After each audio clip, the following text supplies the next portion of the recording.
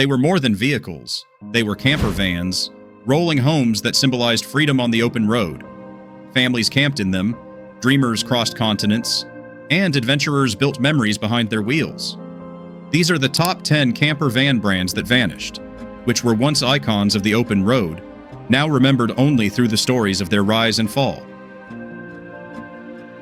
If you grew up in America during the 60s or 70s, chances are you saw a Dodge Travco thundering down highways. With its distinctive fiberglass shell and bold curves, the Travco was a cultural icon. Families loved its durability and roomy interiors. But the Travco's fate was sealed by the oil crisis of the 1970s. Gas prices skyrocketed, and suddenly, people weren't so eager to drive a thirsty giant across the country. Production stopped in 1979, leaving behind a legend.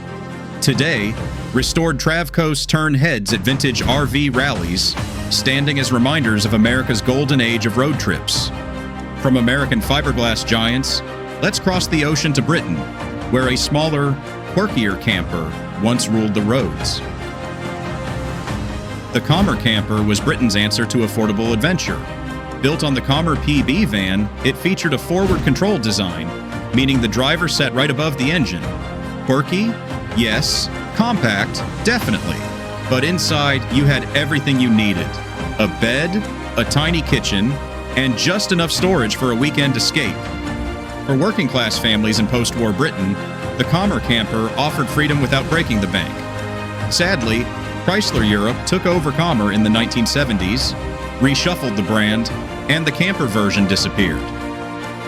Today, spotting a Commer at a classic van show feels like a rare treat, like stepping back into the simpler days of camping life. While Commer vans were simple, the next brand became the very definition of clever design and camper culture worldwide. Say the word camper van, and most people instantly picture a Volkswagen Westfalia. From the 1950s through the 1990s, Westfalia conversions of VW transporters were the dream. Pop-top roofs, fold-out beds, hidden kitchens, and layouts so ingenious they felt like magic tricks. But here's the twist. In 2001, Volkswagen ended its official partnership with Westfalia. The original company couldn't survive, and it was eventually sold off. While the Westfalia name was revived under new owners, the legendary original Westfalia company ceased to exist. For generations of travelers, the Westfalia wasn't just a van, it was a lifestyle. Road trips, music festivals, surfing adventures, these vans carried entire subcultures on their wheels. But while Westfalia thrived for decades, another brand tried to reinvent the camper for modern times, but yet again it failed. In the 1980s, Winnebago realized gas-guzzling giants were going out of style. Their solution? The LeSharo, a smaller, European-style camper built on the Renault Traffic chassis. It promised great fuel economy and a sleeker design. But there was a catch. The underpowered engines made highway driving a nightmare. Parts were hard to source, and repairs cost a fortune. Sales tanked, and by 1992, Winnebago pulled the plug. Yet, for all its flaws, the LeSharo showed how the industry was shifting, away from massive RVs and toward more compact, efficient travel. Today, surviving LeSharos are rare curiosities, often owned by hardcore enthusiasts who love restoring the underdog. If Winnebago's experiment stumbled, the next American company went all in with bold designs right before disappearing completely. Champion is often overlooked, but in the 1970s and 80s, it was a serious player in the RV industry. Known for both buses and camper vans, usually built on Dodge or Chevrolet chassis, Champion offered reliable, functional homes on wheels. They weren't flashy, but they worked. For families chasing summer vacations or long road trips, Champion vans were a dependable choice. But the RV boom was competitive. By the 1990s, giants like Winnebago and Fleetwood dominated. Champion was swallowed by industry mergers, and eventually the brand name disappeared. Today, Champion vans live on mostly in scrapyards and private collections. They may not have reshaped the market, but they gave thousands of families their first taste of road adventure. And across the Atlantic, a French automaker introduced one of the most distinctive camper conversions of all time. At first glance, the Citroën Type H looked like a tin shed on wheels. Its corrugated metal body was, let's just say, unconventional. But beneath the odd looks was a van that became beloved across Europe. Type H vans were incredibly versatile.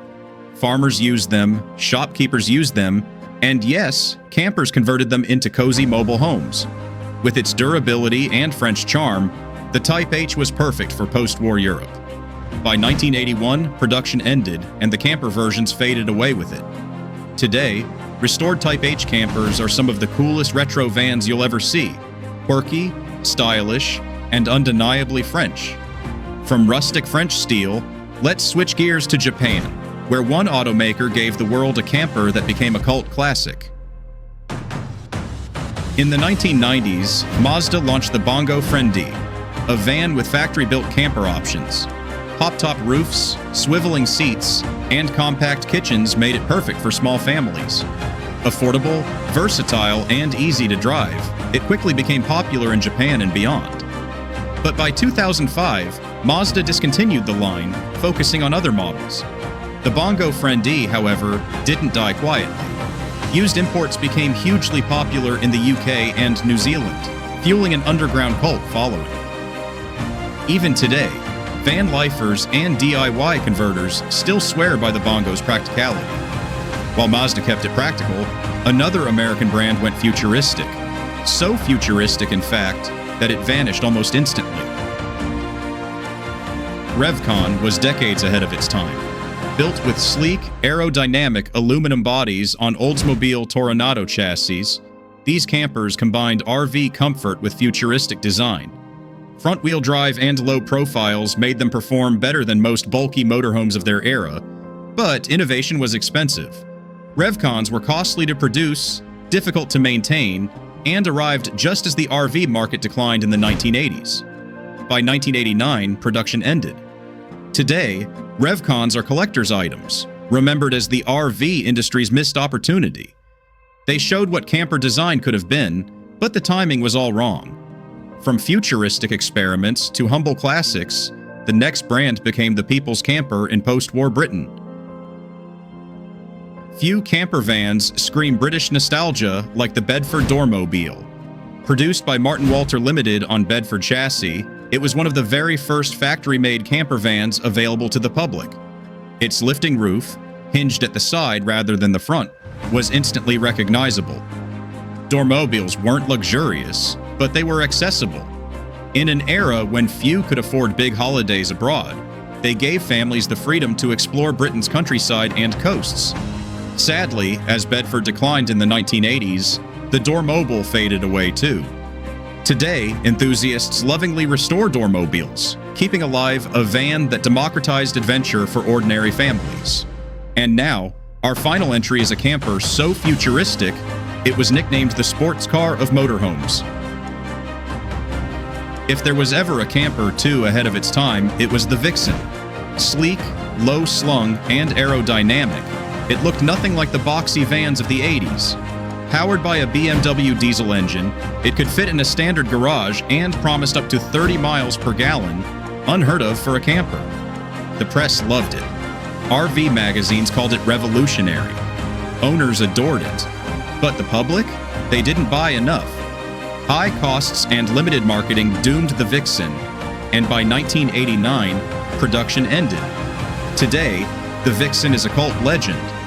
RV fans call it the one that got away, the perfect camper that arrived too early for its time. And there you have it. 10 camper van brands that once defined freedom, adventure, and innovation, but are no longer with us. From fiberglass giants like the Dodge Travco, to quirky British icons like the Commer and Dormobile, to futuristic flops like the Vixen, each one left its mark. Though these brands are gone, their spirit lives on in collectors' garages, van life culture, and the memories of families who once called them home on the open road. Which of these classic camper vans would you have taken for a road trip across the world? Drop your pick in the comments below, and don't forget hit that like button, share this video with your fellow adventurers, and subscribe for more deep dives into the forgotten legends of the road.